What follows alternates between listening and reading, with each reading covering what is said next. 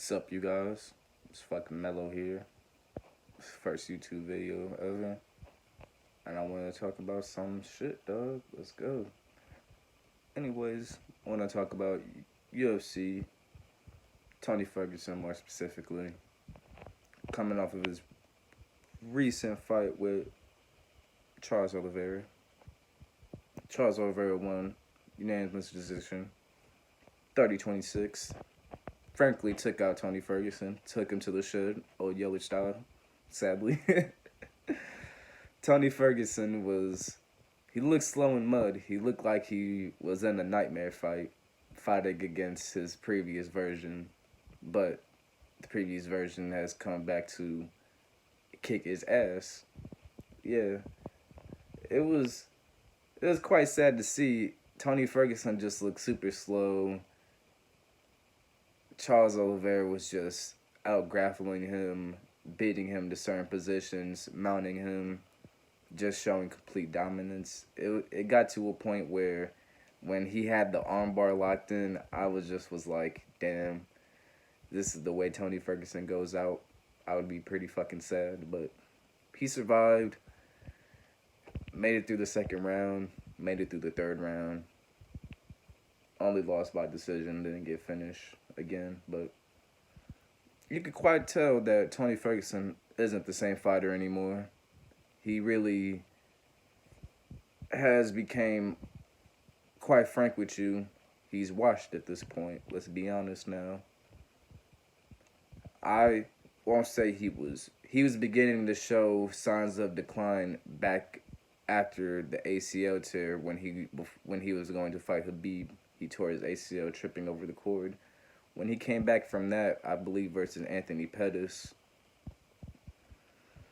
Anthony Pettis really shouldn't have been doing the amount of damage he's been doing to Tony Ferguson. Let's be honest now. I believe that was a lot of other previous iterations of Tony Ferguson. I don't think Anthony Pettis gets that much offense off, to be honest now. Donald Cerrone was getting a decent bit of offense off. I think did Cerrone win the? I'd have to rewatch that fight, but Cerrone was getting good amount of offense off. Tony Ferguson, of course, was landing the better shots. Of course, eventually fucked up his eye. Don Cerrone helped with that, blowing his eye. Yeah. Rookie mistake. But yeah, I could tell signs of that fight. He was getting. It was just those two fights. It felt like he got hit more. It was like the Lando Veneta fight. It was like, you're getting hit quite a lot, Tony Ferg. You're getting hit quite a lot. I'm not liking these vibes, but it's he won those fights, so it's all good. We're like, hey man, you're going through adversity, but you're El Kakul, you're the fucking boogeyman. You're still gonna win these fights. Until we ran into the human highlight reel, Justin Gaethje. Man, Trevor Whitman, congratulations to you on that game plan, because you are really the person who took Tony Ferguson to the shed. You exposed his weakness to leg kicks, and then you really just showed that Tony's whole boxing as a whole is just not up there with like the Gaethjes, the Dustins, probably, and the McGregors. Let's be honest now. I would be very scary to see Dustin Poirier and McGregor versus Tony Ferguson at this point. They would just be... Tony Ferguson would just be a fucking moving punching bag, let's be honest now. He's just not as fast. His defense has almost never been there, let's be honest now, to really be avoiding the big shots of these strikers. It's like his wrestling... It's like his BJJ is so weird. It's like if he could slap you in that Darce choke, or he could get you inside of his guard, it's like, for most people it's a bad thing, but when you're starting to realize that Tony might really be like the king of this. Some people are gonna say this, but people are gonna say that it's showing that Tony's like the king of the second-rate fighters. Like, he's not the best of this, he's not the best of that, but he's good enough to not get finished here, and he's good enough to not get finished here in most cases. But anyways, yeah, let's get to the Justin Gaethje fight. He almost, I'm gonna say he almost won the fight. He rocked Justin Gaethje, I believe, in the second round with that uppercut.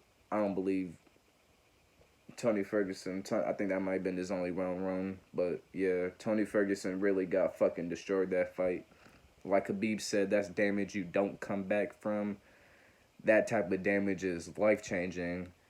And, I mean, in fight game, it's career-changing. You're not going to be able to take that type of damage ever again. Let's be honest now. And you seen, like, at the end of that Justin Gaethje fight, I mean, he looked like Rock Lee when Rock Lee was standing up after Gara crushed his fucking bones. He was literally, like, when he had got punched in the face, like, he was fucking trying to will himself into it. It was just like, damn, bro. It felt like Rocky, stop the damn fight, throw in the damn towel. Like, you didn't want to see him get hurt like that anymore. It was really sad, honestly. And then this fight just took it to another level because it really cemented the status that we will never see Khabib versus Tony. And that's a fight I really wanted to see because unlike other people who are starting to say this now just because of the Oliveira fight, I think Tony Ferguson would have been the best competitor against Khabib because of his forward pressure. I don't think it would be weird for Khabib to see somebody pressure him for once and try to have him off the back foot. But, of course, you see Tony Ferguson really isn't that strong of a fighter.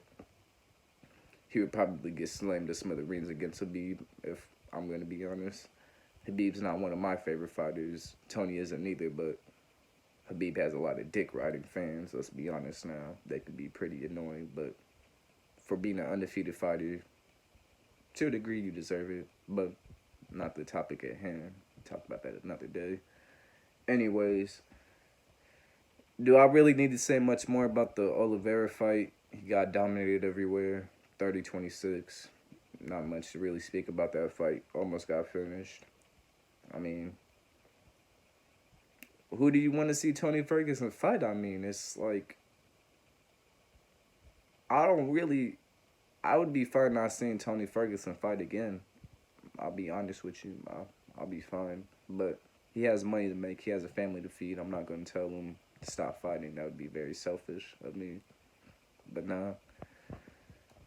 I would like to not see Tony Ferguson fight a top contender again unless he's proven that he can stay in the octagon with them again. But at this point, no.